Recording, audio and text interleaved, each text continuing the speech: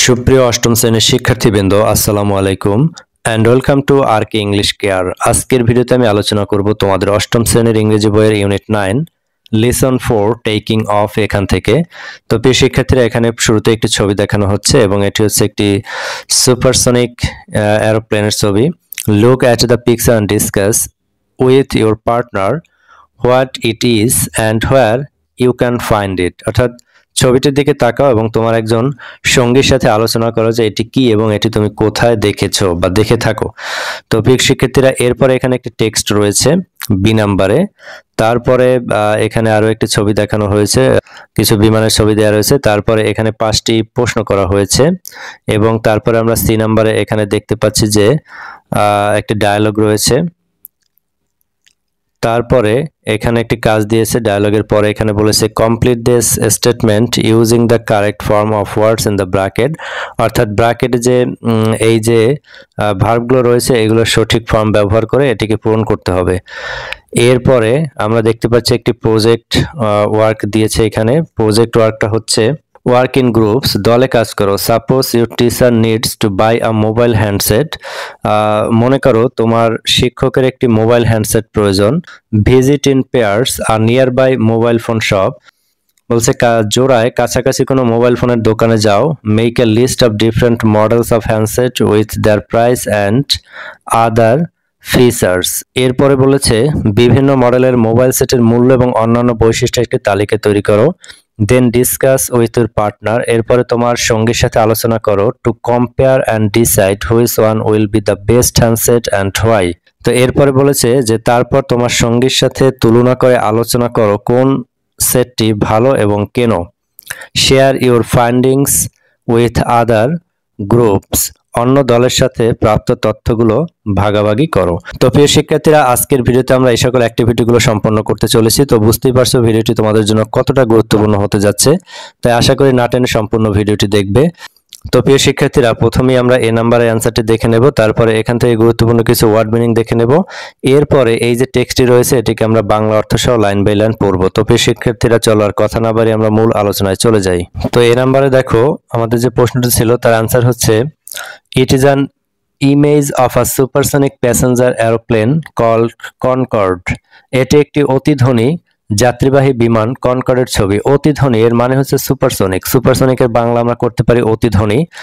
You can find it in aviation museums or historical references about aircraft. এটি আপনি বিমান জাদুঘরে বা বিমানের ইতিহাসে খুঁজে পেতে পারেন। তো প্রিয় শিক্ষার্থীরা, এই যে এতে যে প্রশ্নটি করেছিল তার অ্যান্সারটা আমরা পেয়েছি। এরপর আমরা এখান থেকে কিছু গুরুত্বপূর্ণ ওয়ার্ড মিনিং দেখে নেই। ডিস্টেন্স দূরত্ব, কনকোয়ার্ড জয় করেছে, ডিসকভার্ড আবিষ্কার করেছে, এন্ডেভার্ড প্রচেষ্টা করেছে, এক্সপেরিমেন্ট পরীক্ষা, মেশিন যন্ত্র, সুপারসনিক অতিধ্বনি, স্পিড গতি, ন্যাচারালি স্বাভাবিকভাবে, স্মুথ মসৃণ, ল্যান্ডেড অবতরণ করেছে, ড্যামেজ ক্ষতি, প্যাসেঞ্জার যাত্রী, এয়ারক্রাফট বিমান, কোম্পানি প্রতিষ্ঠান, টেকনোলজি প্রযুক্তি, এক্সপেক্টেড প্রত্যাশিত, অ্যাট্রাকটিভ আকর্ষণীয়, এক্সিলেন্ট চমৎকার, প্রজেক্ট প্রকল্প, জয়েন্ট যৌথ, ফ্লিট বহর, গ্রাউন্ডেড স্থগিত, অ্যাক্সিডেন্ট দুর্ঘটনা, স্পিড অফ সাউন্ড শব্দের গতি, সাবসনিক অতিধ্বনি, ফ্যাক্টরস উপাদান, ক্যাপাসিটি ধারণ ক্ষমতা, প্রোডাকশন উৎপাদন, কম্পেয়ার তুলনা করা, অপারেশন কার্যক্রম। তো প্রিয় শিক্ষার্থীরা, এখান থেকে আমরা গুরুত্বপূর্ণ ওয়ার্ড মিনিং দেখে নিয়েছি। এরপরে যে টেক্সটটি রয়েছে সেটিকে আমরা বাংলা অর্থ সহ লাইন বাই লাইন পড়বো। তোমরা যারা নিয়মিত আমার ক্লাস দেখো তারা জানো যে আমি প্রত্যেকটা লাইনের পরে তার বাংলাটাকে সংযোজন করি যাতে তোমরা টেক্সটটিকে সহজে আয়ত্ত করতে পারো। তো আজও তার ব্যতিক্রম হয়নি। তো আমরা টেক্সটটি শুরু করেছি। দেখো, human beings conquered the distance on earth by discovering wheels. মানুষ পৃথিবীর দূরত্ব জয় করেছে চাকা আবিষ্কারের মাধ্যমে। দে এন্ডেভার্ড ফার্দার তারা আরো অগ্রসর হওয়ার চেষ্টা করছে। Then on December 17, 1903 the Wright brothers in America made the first experiment of flying in a plane. এরপরে 17 ডিসেম্বর 1903 সালে আমেরিকার রাইট ভ্রাতৃত্বদ্বয় প্রথম উড়োজাহাজে ওড়ার পরীক্ষা করেন। In the experiment, a machine carried a man and rose above by it its own power. এই পরীক্ষায় একটি যন্ত্র একজন মানুষকে বহন করে নিজের শক্তিতে উপরে উঠে যায়। The machine was called Eka airplane. এই যন্ত্রকে বিমান বলা হয়েছিল।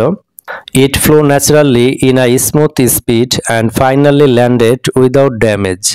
এটি স্বাভাবিকভাবে মসৃণ গতিতে উড়ে এবং শেষে কোনো ক্ষতি ছাড়াই অবতরণ করে।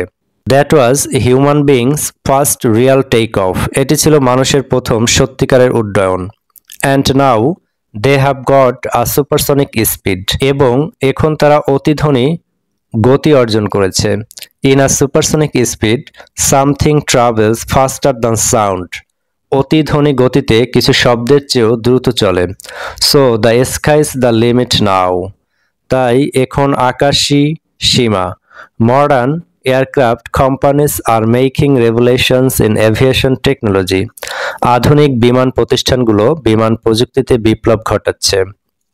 Boeing as well as Airbus is producing modern passenger airplanes. Boeing এবং Airbus আধুনিক যাত্রীবাহী বিমান তৈরি করছে।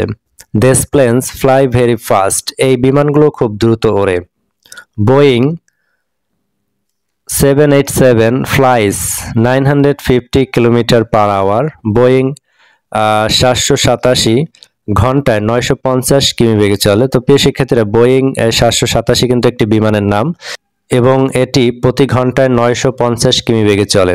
However, Airbus 350 is expected to fly at a speed of 945 km/h. তবে এয়ারবাস 350 যা ঘন্টায় 945 কিমি গতিতে উড়বে বলে আশা করা হচ্ছে। You find attractive ads on the websites of both Boeing and Airbus planes. আপনি বোয়িং ও এয়ারবাস বিমানের ওয়েবসাইটে আকর্ষণীয় বিজ্ঞাপন দেখতে পাবেন। Both have excellent features. উভয়েরই চমৎকার বৈশিষ্ট্য রয়েছে। But in speed, neither could beat the Concorde. কিন্তু গতিতে কেউই কনকর্ডকে হারাতে পারেনি। It is the world's fastest supersonic passenger aircraft. এটি বিশ্বের দ্রুততম অতিধ্বনি যাত্রীবাহী বিমান। Its normal speed was 2170 km/h. এর স্বাভাবিক গতি ছিল ঘন্টায় 2170 কিমি। The Concorde was a joint project by France and Britain. Concorde ছিল ফ্রান্স ও ব্রিটেনের যৌথ প্রকল্প। It started passengers flight in 1976. এটি 1976 সালে যাত্রীবাহী ফ্লাইট শুরু করে। Unfortunately, the Concorde fleet was grounded forever in 2003 after a major accident. দুঃখজনকভাবে 2003 সালে একটি বড় দুর্ঘটনার পর কনকর্ড বহর স্থায়ীভাবে বন্ধ হয়ে যায়। তো প্রিয় শিক্ষার্থীরা, টেক্সটটিকে আমরা লাইন বাই লাইন অর্থ সহ পড়েছি। আশা করি তোমরা বুঝতে পেরেছো। এরপরে যদি কোনো সমস্যা থাকে তোমরা সেটি আমাকে কমেন্টে জানাতে পারো। তো এরপরে এখান থেকে টেক্সটের নিচে যে কিছু প্রশ্ন ছিল তার অ্যান্সারটাকে আমরা এখন একটু দেখে নিই। তো দেখো, এখানে প্রশ্ন করেছে, who made the first successful experiment in flying an aeroplane?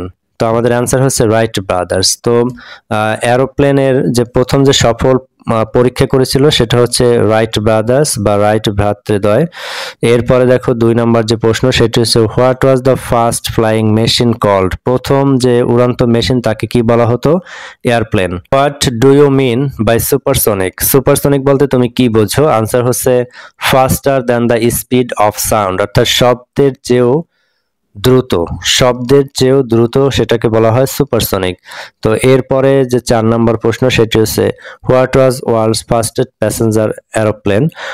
বিশ্বের সবচেয়ে দ্রুতগামী যাত্রীবাহী বিমান কি ছিল? অ্যান্সার হচ্ছে কনকর্ড। এরপরে 5 নম্বরে, when was Concorde fleet finally grounded? অর্থাৎ কনকর্ড বহর কখন স্থগিত করা হয়? তো এটা স্থগিত করা হয় ইন 2003, অর্থাৎ 2003 সালে। তো একেবারেই সংক্ষেপে অ্যান্সারগুলো। তো প্রিয় শিক্ষার্থীরা, আশা করি তোমরা বুঝতে পেরেছো। তো এরপরে যে বাকি অ্যাক্টিভিটিগুলো রয়েছে সেগুলো এখন আমরা একটু দেখে নেই। তো প্রিয় শিক্ষার্থীরা, এরপরে সি নাম্বারে যে একটি ফিল ইন দ্য ব্ল্যাঙ্কস দিয়েছিল তো সেটি এখন আমরা দেখে নেব। তার আনসারটা এখানে আমি সাজিয়েছি। তো এখানে দেখো, প্রথম প্রশ্ন ছিল আমাদের, the Airbus 350 is a bit slower than Boeing 787। Airbus 350 Boeing 787 এর চেয়ে কিছুটা ধীর। স্লোয়ার কেন করেছি, এখানে কিন্তু দেন আছে, আর দেন থাকলে কম্পেয়ার বোঝায়, তুলনা বোঝায়। দুটি জিনিসের মধ্যে এখানে তুলনা করা হয়েছে, একটা হচ্ছে এয়ারবাস 350 আর একটা হচ্ছে বোয়িং 787। দুইটা বিমানের মধ্যে তুলনা করা হয়েছে, আর এখানে দেন আছে, তাই আমরা ইজিলি বুঝতে পেরেছি যে এখানে কম্পারেটিভ ডিগ্রি ব্যবহার হবে। আর স্লো এর কম্পারেটিভ ফর্ম হচ্ছে স্লোয়ার, আর এটি বোল্ড করা আছে। এখানে প্রত্যেকটা ফিল ইন দ্য ব্ল্যাঙ্কসে যে অ্যান্সারটা আমরা বসিয়েছি সবগুলোই কিন্তু বোল্ড করা রয়েছে। তো আশা করি তোমরা বুঝতে পেরেছো। এরপরে 2 নম্বর প্রশ্ন, Concorde flew the fastest among all passenger aircrafts.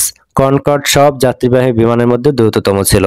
এখানে আমরা ফাস্টেস্ট বসিয়েছি, অর্থাৎ এখানে ফার্স্ট ছিল ব্র্যাকেটে, সেটাকে কেন ফাস্টেস্ট বানিয়েছি? এখানে দেখো অ্যামং রয়েছে, যদি সবার মধ্যে হয় তাহলে সুপারলেটিভ ডিগ্রি ব্যবহার করা হয়। এখানে দেখো অ্যামং রয়েছে, আর অ্যামং থাকার কারণে কিন্তু আমরা এখানে সুপারলেটিভ ডিগ্রি করেছি, অর্থাৎ ফার্স্টের সুপারলেটিভ ফর্ম হচ্ছে ফাস্টেস্ট। তো এরপরে দেখো 3 নম্বর প্রশ্ন, even sound control travel as fast as Concorde. তো এখানে এই যে ফার্স্ট রয়েছে, এটি হচ্ছে আমাদের অ্যান্সার, তাই এটিকে আমরা বোল্ড করে দিয়েছি, আর এখানে পজিটিভ ফর্ম বসবে। এমনকি শব্দ কনকর্ডের মতো দ্রুত চলতে পারে না। এরপরে 4 number, in supersonic speed Concorde flies higher in the sky then Boeing.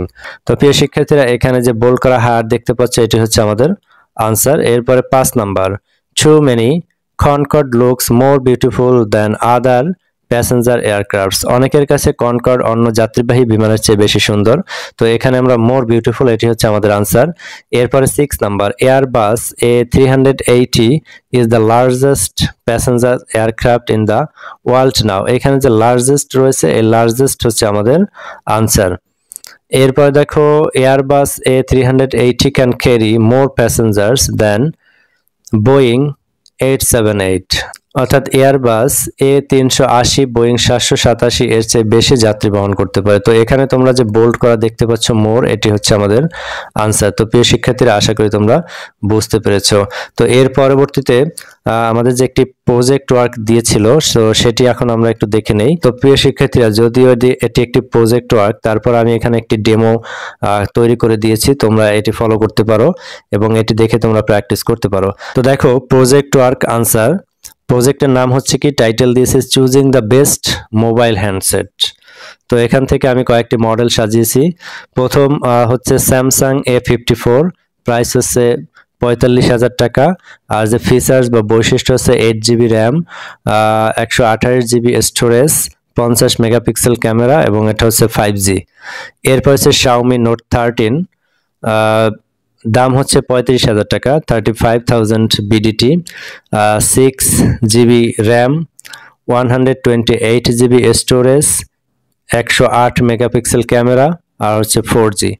এরপরে আইফোন 13, এটি হচ্ছে 85,000 টাকা, 6GB র্যাম রয়েছে, স্টোরেজ রয়েছে 128GB, 12 মেগাপিক্সেল ক্যামেরা এবং 5G।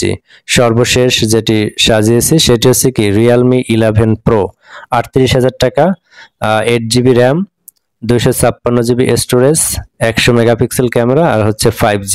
তো এরপরে আমাদের যে ডিসিশন নিতে হবে সেটি দেখো একটু লিখে দিয়েছি। After comparing this models we decided that Samsung A54 is the best option. মানে এই সকল মডেলগুলো তুলনা করার পরে আমরা দেখতে পেরেছি যে স্যামসাং A54 হচ্ছে সবচেয়ে ভালো option. It has 5G support, a good camera and reasonable price. Therefore, we recommended Samsung A54 for our teacher. সুতরাং আমরা A54ই আমাদের শিক্ষকের জন্য কি আমরা এটাকে সুপারিশ করছি বা রিকমেন্ড করছি।